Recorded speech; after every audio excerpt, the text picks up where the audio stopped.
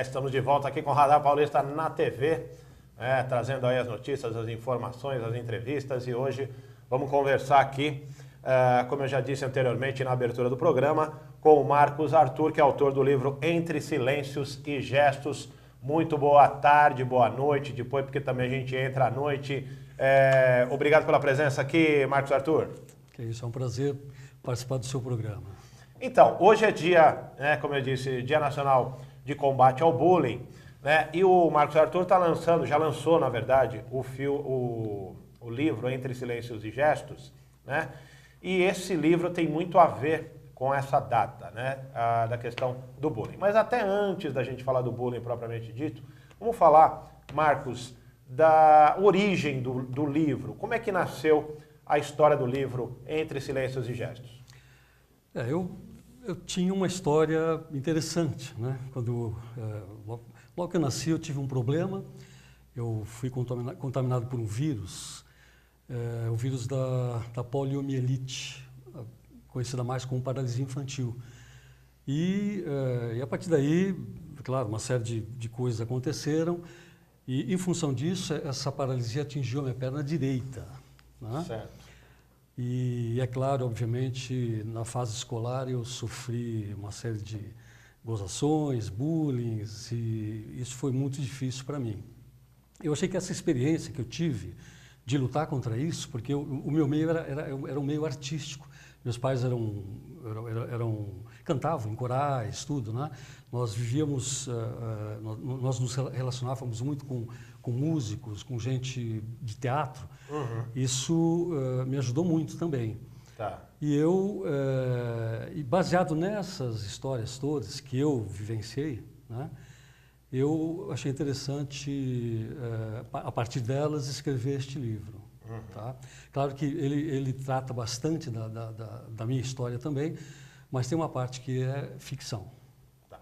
Agora, você disse, né, que sofreu naquela ocasião, isso podemos colocar aí quantos anos mais ou menos atrás, para a gente ter uma ideia? Faz um bom tempo, porque eu já estou com 60, aliás, faço 64 anos agora, dia 13 de abril. Faz mais de meio século, né, que isso aconteceu.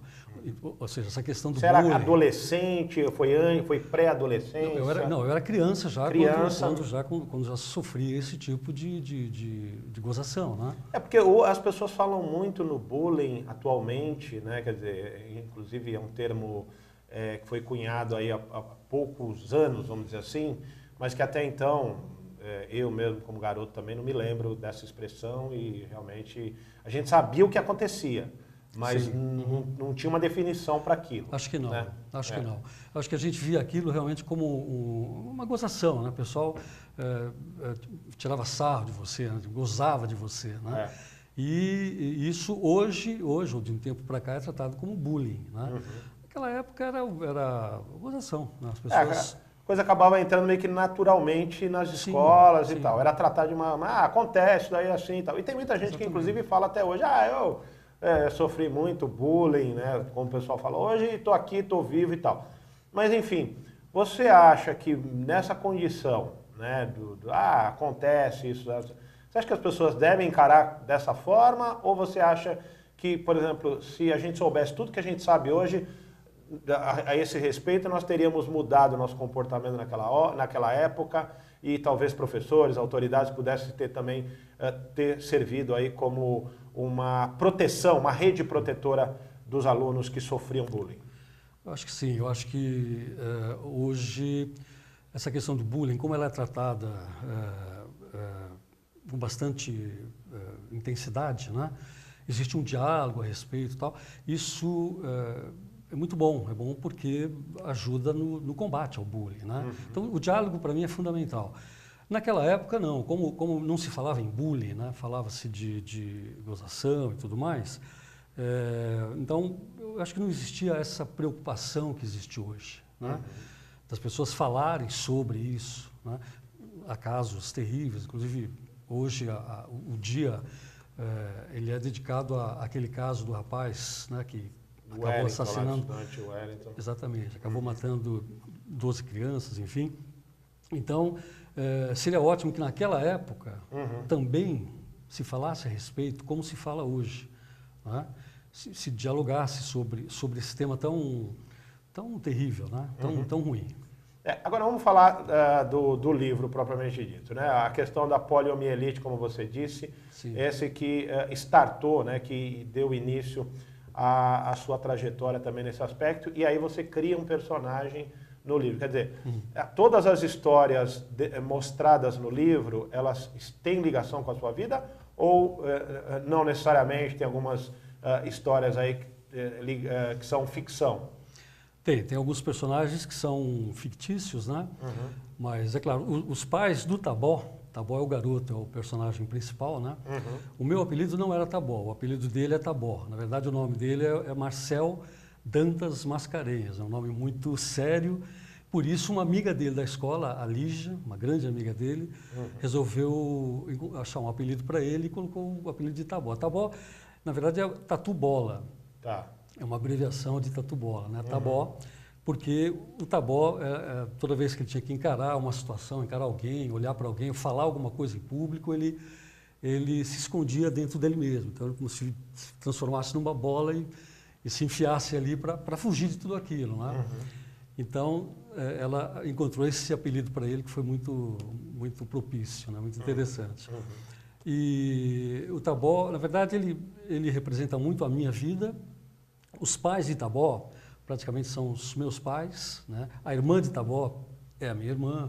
Então, tem muito disso. Agora, é claro que vários elementos, alunos da escola, onde ele tinha que aguentar as gozações, né?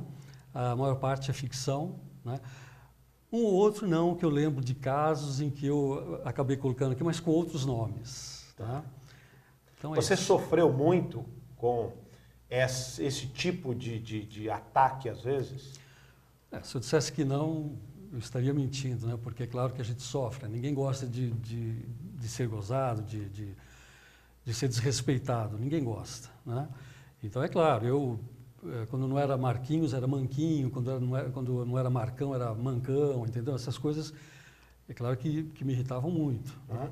Por que você acha que, né, e a gente acompanhou também, eu também sou daquela época em que a gente tinha, acho que até hoje, né? Hoje tem bastante também, mas assim, por que você acha que a garotada, principalmente, gosta de cercear essas... cercear, que eu quero dizer assim, você criar ali um componente, né, para tirar barato, para tirar sarro do outro, para deixar ele numa situação inferior. Quer dizer, o que motiva, pela experiência que você tem hoje, até após ter escrito esse livro, que faz com que a garotada abuse desse tipo de atitude? Renato, eu não sei exatamente o que motiva, mas você acaba concluindo que existe uma certa maldade, né? Uma maldade que eu acho difícil, inclusive, de ser combatida, né?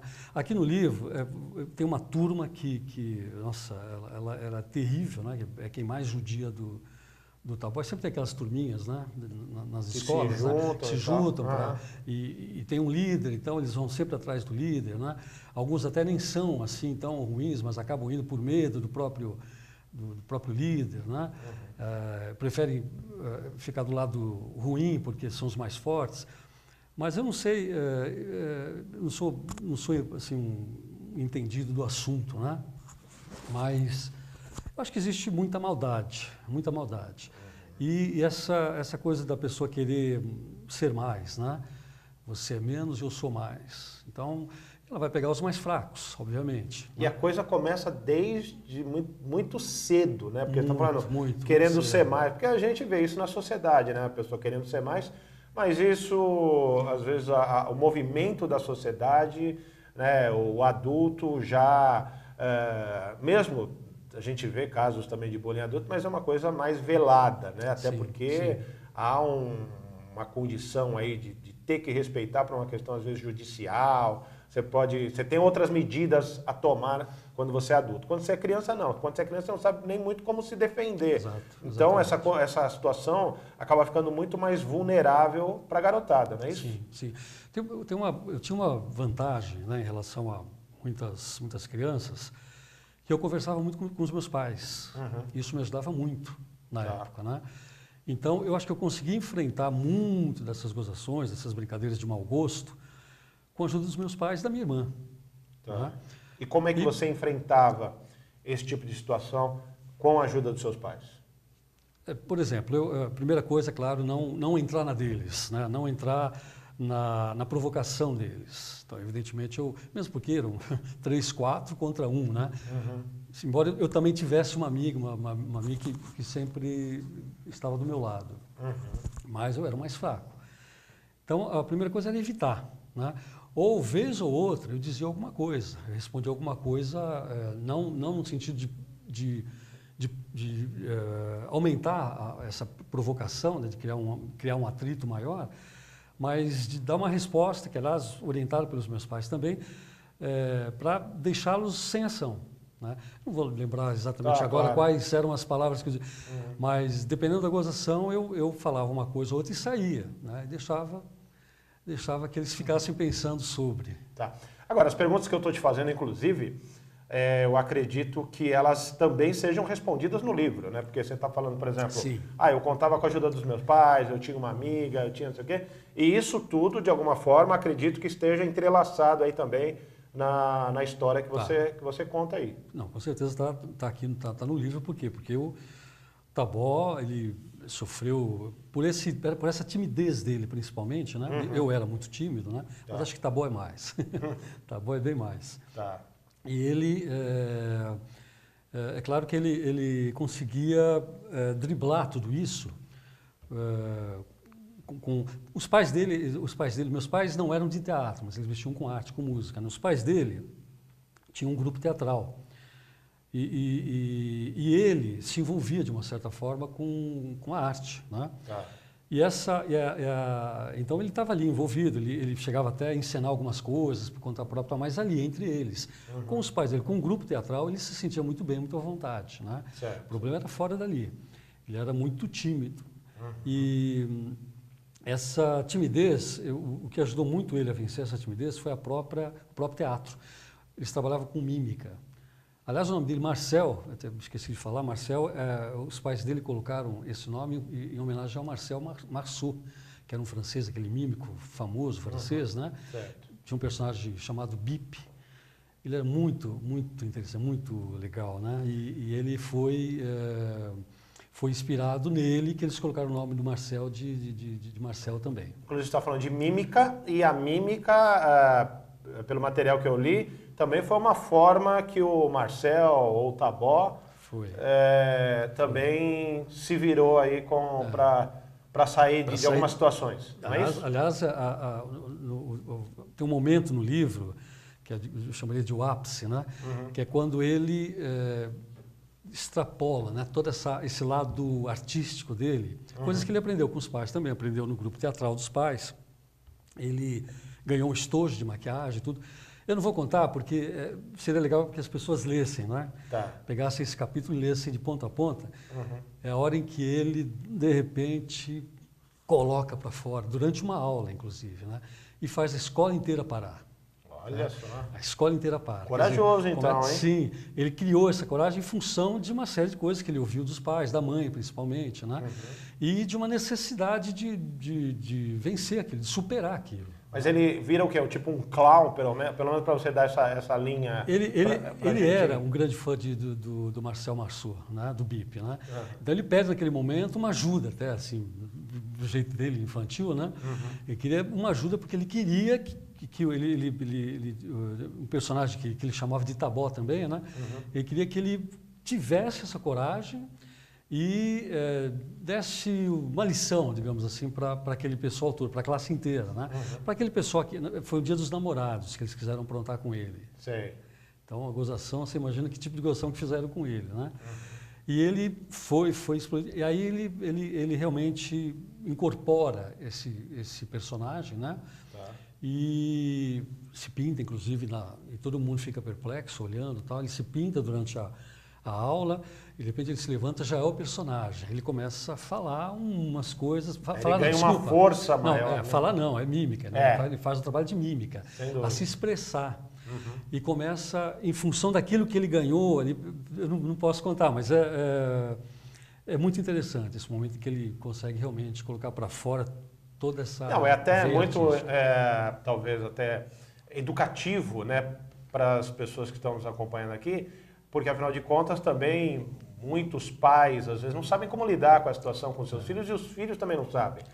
Então, quer dizer, à medida em que, eu não sei se a linguagem ela também ajuda os filhos, eu não sei, Marcos, se crianças podem ler o livro também. Eu sempre indico, eu nunca digo que o livro é para essa idade, para aquela idade. Claro que você tem que classificar, né? Ele é dirigido mais ao público pré-adolescente e adolescente. Certo. Mas eu indico para todas as crianças, porque a minha vivência com bullying, com esse tipo de coisa, de gozação, foi a partir dos meus 8 anos, né? Então, eu acho que ele seria interessante. Não é um livro de autoajuda, é claro, né?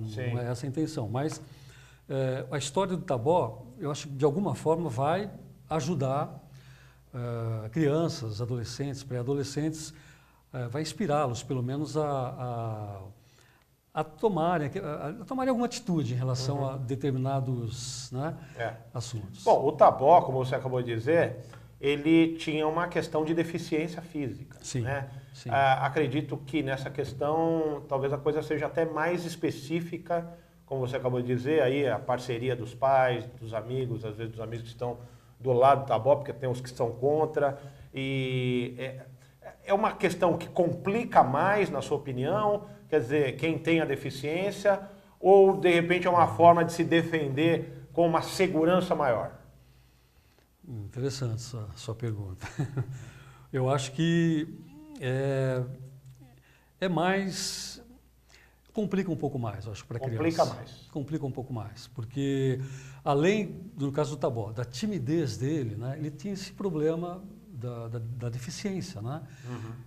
A perna direita dele era mais curta, ele mancava um pouco, né? Então, é claro que isso deixava mais intensa a sua timidez, né? E dava mais motivos para que os outros gozassem dele, tirassem sarro dele, porque além da timidez ele tinha um problema na perna, né? Tanto que aqui no livro ele é realmente caçoado por isso, né? Por esses dois motivos.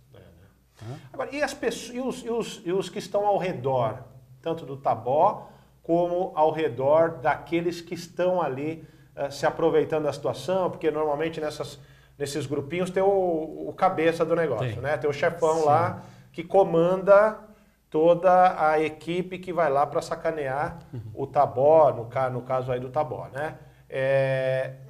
Como é que você vê também o entorno deles?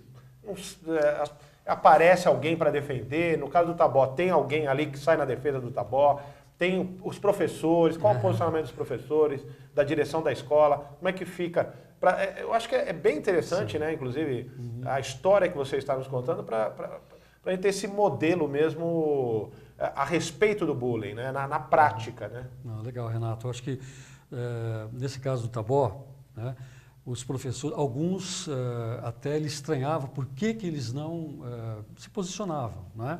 Ele até critica em alguns momentos a postura do professor, né?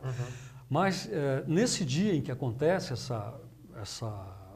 esse show, esse espetáculo que ele deu na sala de aula, que parou a escola inteira, todo mundo foi se aproximando, aí chamando a atenção, o diretor foi chamado, o diretor não interferiu, né? Não pediu para ele parar, alguns professores ameaçaram parar essa atuação dele, o diretor falou, não, esperou ele terminar, entendeu toda a história, o que estava acontecendo, chamou todo mundo, os meninos envolvidos ele na diretoria para conversar e, entendendo toda a história, chamou os pais. Então, é claro, existiu aí uma colaboração, um apoio do diretor e de alguns professores, né? Nem todos, mas eu acho que isso para mim é fundamental, essa participação. E deu um corte no movimento ali contra o Tabó? Isso foi suficiente? Eu acho que naquela situação, sim.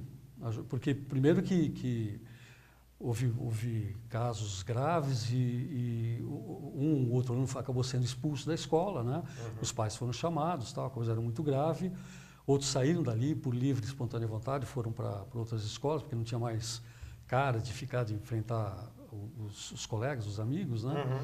E outros até começaram, os que eram influenciados pelos chefes, né? Começaram a ter um relacionamento maior com o Tabó, né? Eu acho que isso aconteceu comigo, tá? Então eu acho que isso foi muito importante. E o Tabó aceita essa amizade? Ou ele meio que, claro, o cara era do lado de lá, agora vem se aproximar? Não, aceitava. Como é que fica o Tabó nessa história? Aceitava, É? ele aceitou, principalmente sabendo que alguns colegas ali da escola eram influenciados, né? Nem faziam maldades para ele diretamente, faziam através dos outros, que eram muito ruins, né?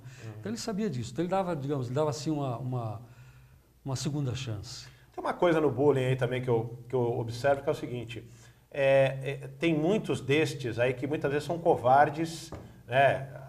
Acredito que a grande maioria, mas assim, são até mais covardes que os outros, no sentido de se protegerem atrás desse grupo, né? Desse grande grupo, né? Às vezes, como ele não tem coragem de, às vezes, até contrariar o grupo, ou até falar, olha, pera, por que você está fazendo isso com o rapaz? Não sei o que, eu gosto dele, porque ele é bacana. Não, nós elegemos, né, o Tabó como o que a gente vai sacanear, e todo mundo fica quieto e vai no embalo e tal. Mas no fundo tem esses covardes que ficam nesse grupinho para se proteger.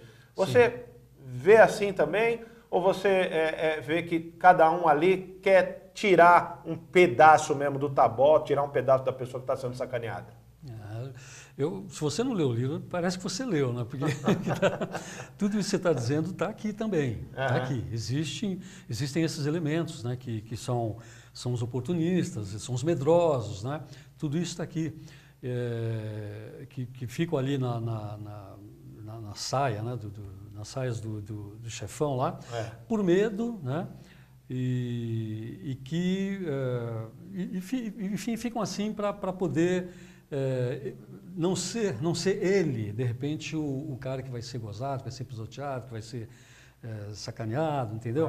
Então ele faz isso por covardia também, né? Mas isso tudo também consta aqui aí no livro. E no caso das meninas? As meninas têm esse papel também? As meninas que rodeavam o Tabó, ou pelo que você vê, o bullying com as meninas, e aí a gente vai chegar até no cyberbullying hoje, né, com a internet, Sim. as redes sociais. Como é que você vê? As meninas também sacaneiam umas às outras, as meninas sacaneiam os meninos. Como é que é essa relação também com o sexo oposto? Acho que sim, tanto que aqui há meninas nesse grupo que costuma fazer Também participam. Também participam. São várias meninas, né? Então, acho que isso, para mim, não tem a ver com sexo, né? Não tem nada a ver, tem a ver com a pessoa, né? Com o caráter da pessoa.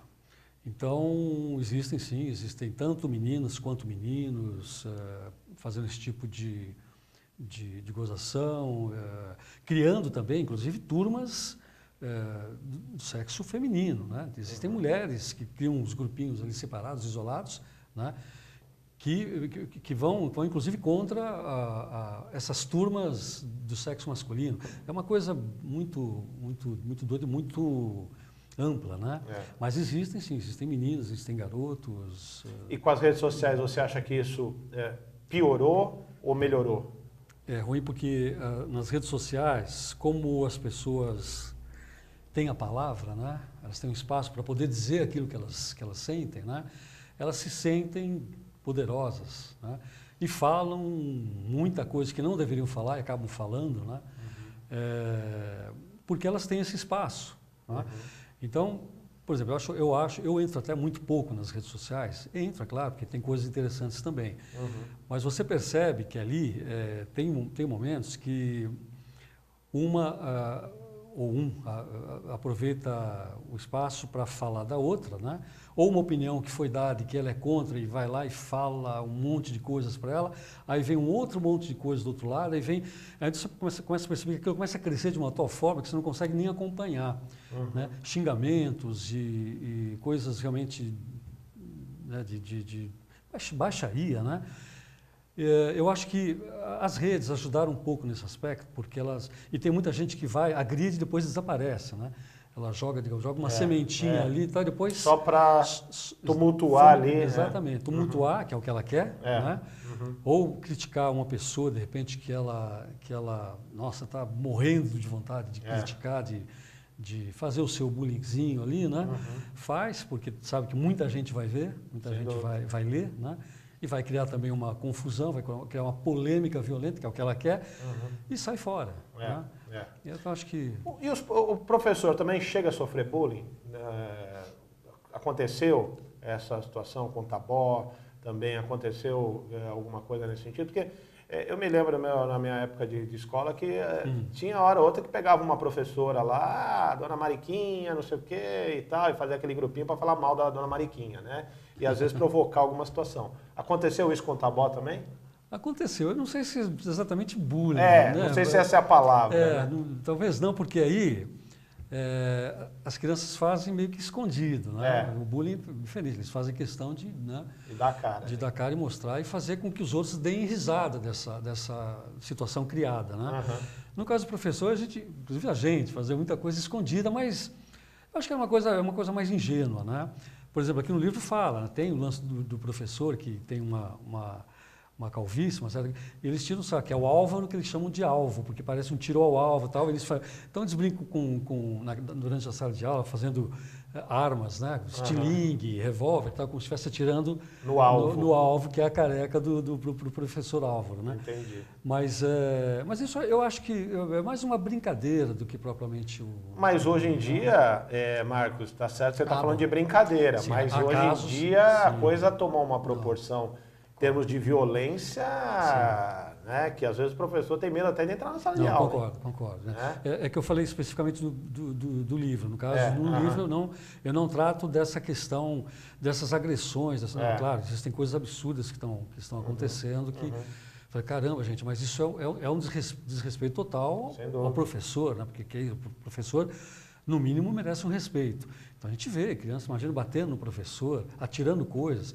E brigando abertamente com o professor. Né? E às vezes o professor num confronto até físico também sim, com o aluno. Sim, às vezes com dificuldade de saber como lidar com isso também. Sim, né? Sim. Uma situação que tomou uma proporção que a gente perdeu meio que um pouco de como reagir. Né? Eu chamaria isso de um desrespeito total. Eu não sei, como eu disse, eu não sou especialista, mas... Se isso tem uma relação também com bullying, até eu gostaria de saber, né? Mas que eu vejo como um desrespeito total, acho que coisa que, pelo menos na nossa época, eu não lembro de situações assim, de professores, de alunos agredirem fisicamente professores, como a gente vê acontecer hoje. Né? Bom, voltando aqui para o caso do Tabó, ele conseguiu lá com que a diretoria tomasse lá algumas atitudes contra... os coordenadores, vamos dizer assim, lá os chefões da ganguezinha lá da escola e tal. Isso resolveu a situação? O Tabó viveu feliz para sempre depois disso? Como é que foi a vida do Tabó dali para frente? Não é bem assim, claro, né? Mas é óbvio que isso deu um empurrão, né, no Tabó. Porque a partir daí ele começou a se dedicar mais, inclusive, à mímica, né? A pantomima, né, que inclui, entre outras coisas, a mímica. E ele resolveu realmente se dedicar bastante a isso. E ele descobriu, que era uma coisa que a mãe dele sempre dizia para ele, que ele podia. A mãe dele sempre falava, você pode, Tabó, você pode. Né? Vá em frente que você pode, né? Não deixa de pensar assim. Né? E ele, usando isso como suporte, como filosofia mesmo de vida, e ele descobriu que ele pode. A partir daquele momento, eu posso. Então, é claro, ele teve, mesmo depois daquilo, foi bonito, todo mundo, ele conseguiu com que as pessoas respeitassem mais ele próprio, o Tabó, né? Claro que depois ele parou um pouco, ele teve aquele momento meio depressivo e tal, mas depois ele foi se fortalecendo, né? Certo. Tanto que no livro, essa é a parte um pouco mais de ficção, né? O Tabó, quem está narrando é o Tabó com seus 21, 22 anos. Ele próprio está narrando o livro. Tá. Ele está já estudando teatro, a mímica. em Paris, ele está morando em Paris, que ele conseguiu a duras penas uma bolsa, né? E ele está estudando em Paris. Então, aí mostra realmente a superação total do Tabó, né? Total, então quase total. Né? Né? Acabou, de alguma forma, conseguiu sair dessa situação. Sim. Essa é a melhor forma de lidar com o bullying, na sua opinião? Quer dizer, claro, teve o papel dos pais, teve o papel da direção da escola. Essa é a melhor forma? Quer dizer, a partir desse relato, você acredita que o caminho das pedras para as pessoas que sofrem de bullying, famílias aí que têm crianças que sofrem de bullying, devem ter esse tipo de procedimento? No caso do Tabó, sim. Eu não sei se isso... porque o teatro, né, a arte ajudou muito o Tabó, né? Eu acho que o teatro ele é um dos caminhos para você se soltar, para você, de repente, poder dizer coisas que você naturalmente não consegue dizer, normalmente não consegue dizer. No caso dele foi fundamental isso. Mas eu acho que não é só isso, né? Existem muitas outras coisas, existem muitos psicólogos, existem os diálogos, né, com os próprios pais. Isso deve ajudar muito, muito. Aliás, acho isso fundamental. É claro que a arte, no caso dele, ajudou. Eu acho que até poderia ajudar muitas pessoas, muitas crianças, muitos adolescentes. Poderia ajudar. Eu tenho uma neta que ela tem uma sensibilidade muito grande, né? Ela agora está aprendendo violino, né? Está envolvida, ela é muito tímida também, né? Mas você percebe que a música para ela está abrindo um caminho muito bom. Ela está se soltando um pouco mais. Então, é a arte, né? A arte, mais uma vez, abrindo um caminho para ela, né? Tá. Ajudando a minha neta a se libertar de alguns medos. Né? Medo, aliás, medo é uma palavra que eu uso muito aqui. Mas você acha que ela vem sofrendo, ela tem algum tipo de... porque o tímido, você está dizendo que ela é tímida, no né? caso dela, a timidez. A timidez já é infelizmente, né? Porque as pessoas às vezes não têm nem direito de ser tímido, porque é um pouco mais calado, já é um alvo, Sim. né? de Sim. bullying, não é isso? Exatamente. E você conversa com ela nesse aspecto? Não, eu converso em relação à música. Eu sou músico também, né? Eu mexo eu toco violão, mexo com teatro também. E eu converso muito com ela porque eu sei que ela é bastante tímida, né? E está naquela fase também pré-adolescente, que a gente sabe como é que é, né? Tentando encontrar também um caminho e tal. Mas eu não sinto que ela tenha sofrido qualquer tipo de bullying na escola onde ela está. Acho que não é esse o caso. No caso dela é em relação à timidez mesmo. E eu sinto, conversando com ela, que isso acho que traz um pouco mais de abertura, de alegria para ela, né? Eu acho que isso vai fortalecer mais a minha neta, né? Sem dúvida. E se vai fortalecer, obviamente, a timidez vai acabando, vai ficando um pouquinho mais de lado, né? Ela vai começando vai sentindo que pode superar um pouco essa timidez dela. Qual é a sua dica, né? Você que conviveu também, você que teve essa experiência, o que as pessoas devem fazer em casos extremos de bullying? Até te pergunto isso porque eu, inclusive, já entrevistei várias pessoas que sofreram bullying, inclusive uma garota que se cortava, né? Ela sofria tanto que ela cortava, ela vivia com cortes nos braços, que ela própria causava em função dela ser gordinha, aquela coisa que as pessoas adoram sacanear na escola. E ela foi depois fazer academia para chegar no corpo perfeito, no padrão de beleza, tal. Mas antes disso ela sofreu um monte, né? E acabou meio que fazendo o jogo do que as pessoas queriam.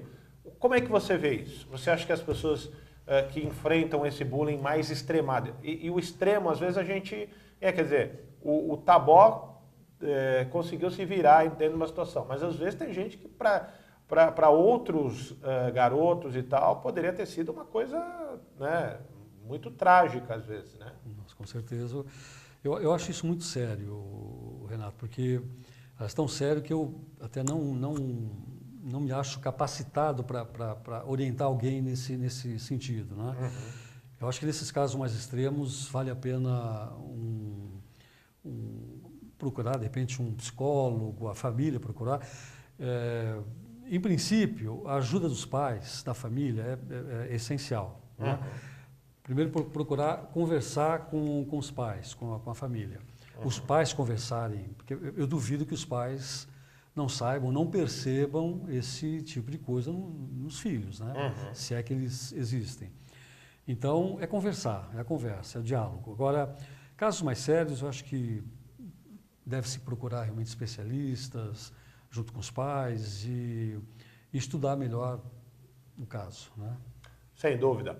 Ô Marcos, infelizmente a gente está aqui encerrando a nossa entrevista, um bate-papo que, para mim, pelo menos, está sendo muito educativo, muito esclarecedor, e tenho certeza que também para os nossos ouvintes, internautas e telespectadores. E para a gente encerrar aqui, gostaria que você deixasse uma mensagem relacionada ao Tabó, relacionada ao livro, né, Entre Silêncios e Gestos, enfim, que pudesse aí também dar uma luz no fim do túnel para as pessoas que vivenciam essa situação em suas vidas. Eu vou dizer o que a mãe de Tabó dizia sempre para ele, né? Que você pode, eu acho que você que tem esse tipo de problema, né? Que tem que enfrentar esse tipo de situação, você também pode, né? Acho que todos podem. É uma questão de querer, de batalhar para isso, de tentar, né? E não se achar incapaz de superar essa situação. Acho que isso você pode, você consegue martelar isso na sua cabeça. Eu posso e vou até o fim. Tá certo.